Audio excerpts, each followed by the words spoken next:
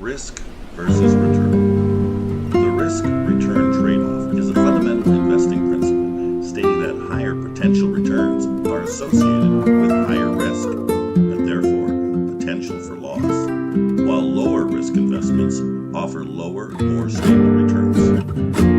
Risk represents the uncertainty or volatility of an investment's outcome, while return is the profit or loss generated.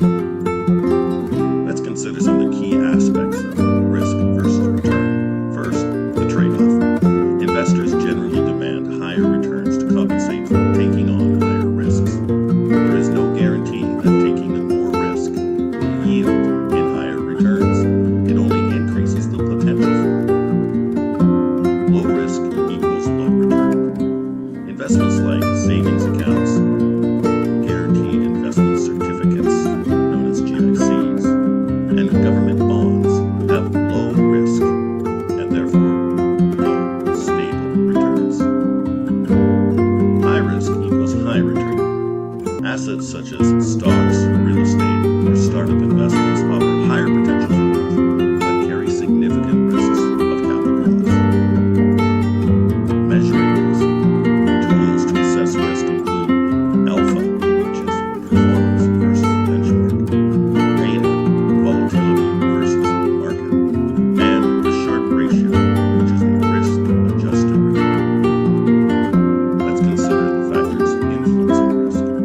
Time horizon, investment quality, market conditions, investor behavior. These all affect the risk-return profile.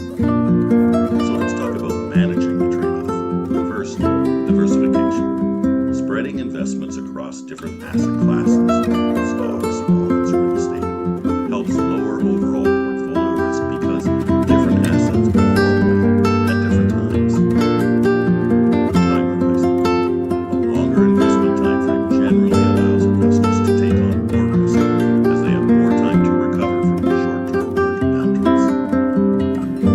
And risk tolerance. This is an individual's emotional and financial ability to handle fluctuations. Factors like age, income, and goals determine the appropriate balance. Want to learn how to construct a dynamic financial fortress?